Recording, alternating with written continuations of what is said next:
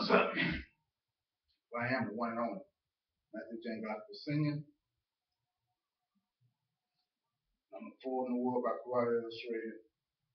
Number 3 in the world by the Korean International Magazine.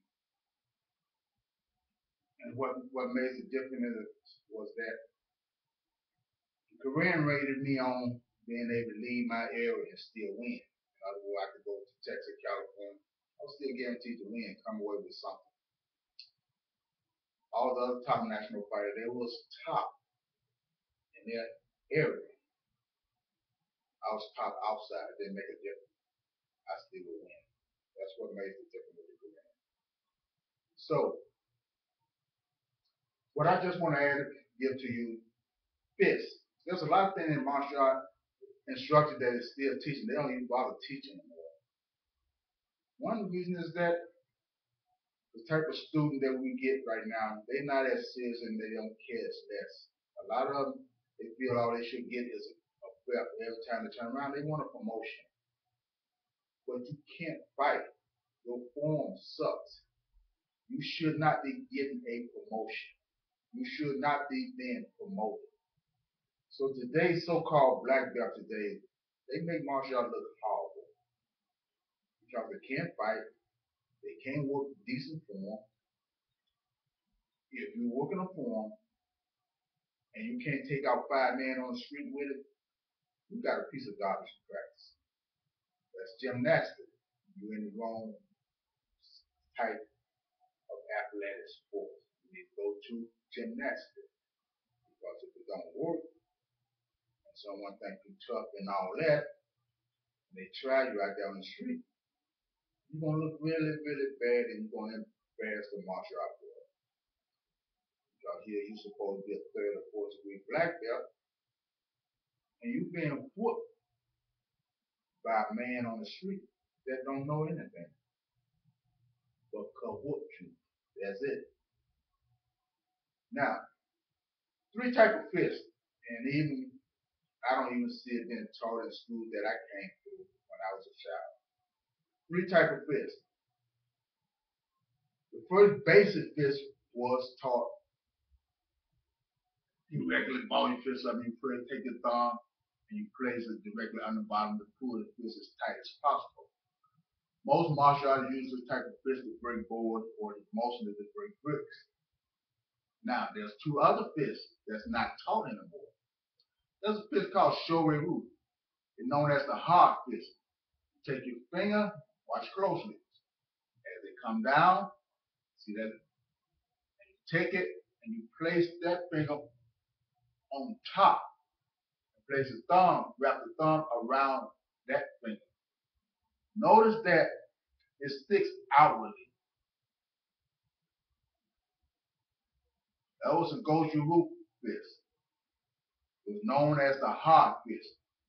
One of my instructors named Ernest, that was the fist that he used during his working form or during breaking or competition. That was the fist that he chose. I chose the basic, the regular, plain, simple, basic hard fist for breaking or for speed. But in order to work a fist like this for speed, you have to always keep the fingers loose and close just before contact was made. Now, Jim Kelly, I just posted Jim Kelly, and I asked you to take a look at his fist. Jim Kelly, the fist is this way, and his ball and the thumb comes right on top of the knuckle. It does not go on the bottom, but it goes on the top. It's called a speed fist because the fist is always relaxed. It's not squeezing your finger, holding the finger. It's relaxed. And this fist, in order to do damage, recoil is highly important. In other words, getting it out. It's not a driving force fist. You'll tear your hand up because it's not, the finger is not locked in. The finger have no support of the thumb. The thumb has to rest on top of the fingers. Now, I have witnessed myself, Brad Hughes, one of my instructors, breaking people real with that punch, with just a snap. He was excellent at timing you coming in. He would step in and close the gap and shut you down with a reverse punch. Now, I also have noticed Preston Baker. Most of you have heard of him or seen him. He also used that same fist. A lot of people back in the days in the mid-60s, they didn't consider that was a real fist until they got hit by Preston Baker. Then they considered, okay, that's a real fist. You just got to know how to use it. Like everything, every kick, every punch, you don't know how to use it. It don't make no difference if you can do it fast or quick. It doesn't. None of that means nothing. If you don't know how to use it, you don't know what part to hit the body with, it doesn't mean nothing. And then once you master that, you got to have some courage with what you know. In other words, if you're a chicken pot, you ain't finna win. You ain't finna fight nobody. You're not gonna win on the street. You're not gonna win in competition. There's a spirit of attitude that comes along with martial arts. But what we call a term of discipline, because if you got an attitude, you got to have discipline. Otherwise, you're gonna always end up in fights and you're gonna end up in jail. So you must have discipline. What martial art does also, it broadens your mind, your thought process. It also makes you wiser. It also makes you smarter and brighter. It also enables you to comprehend more than what you normally being able to comprehend. Things where other students cannot understand in school, your children can. Why? Because of martial art. It broadens the mind. It gets rid of the word I can't. It deals with only I can. It's a do art. It's not a think art. It's a do. It's not a I don't know if I can. I try. No. Martial art is a do. It opens your minds up and program you to believe that you can do anything. I was taking geometry in high school. I showed my geometry teacher another way of doing geometry. No one ever taught me. Where it come from? My mind had been broadened. In other words, open. My sixth sense was kicking in and out. And it revealed it to me, and I decided to show it to him. That I would come up with the exact same answer he come up with, but using a different method. He didn't like the idea. He looked at me as being a smart butt to show me that I wasn't smarter than him in geometry. He gave me a B. So even in my life now, people that will be so high ranking, master this and that, I don't tell those people anything. I don't even waste my time trying to explain nothing to them because they think they know. If you know it all, then there's no need of me saying anything. Even if I could help you and I'm your friend or associate, I won't say nothing. If you don't come to me and ask me, I would never tell you. And I would leave you in your sick situation. I thank God for this reason. I'm 58, but with the ability and the energy of an 18 years old. In my body, not in a regular 18, because a lot of 18-year-olds, they have no energy. Now, when I was 18, I couldn't sit still. I had to always be doing something. The energy just wouldn't stop. Now I sit still now. The energy is the same.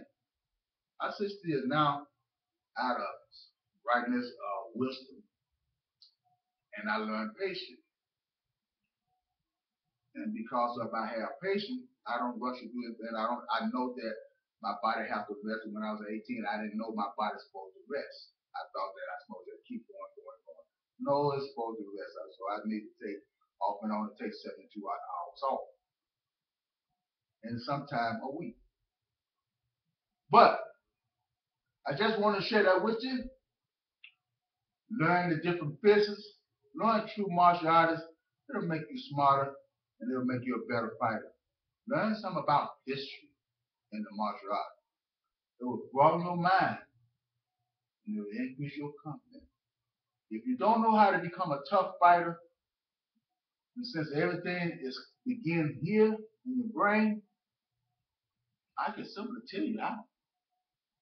It's just that easy. You say, I'm tough now, fighting humans. What would your mind response be if it seen you in between three lions? How would you respond? Close your eyes and see. Would you try to run like a dummy? Would you know you cannot outrun them? Or would you fight? I have this to say to all martial artists. Fight and see yourself winning. If you're a kicker, execute them with kick. If you're a puncher, execute the lion with punches. If you're a professional full contact MMA or whatever boxer, if you begin to do that type of meditation 2 and 3 times a week, every human you hit will hit the floor quickly. You will go get to a level of energy where when you walk in the ring, fear will fall upon your opponent because he will be able to feel the maximize and your full thought process that you come to destroy him, and he will lose before he even throw a punch or before you deliver that proper kick or that choke out. But I'm the one and only Matthew J. Glasper Sr. Just a thought from the ghost page. Talk to you later. Be good. Get your vitamin, protein, stay healthy. And when it's fight time, leave the women alone. Single men, single women, leave the boys alone and focus on your fight. Be a real champion. Talk to you later.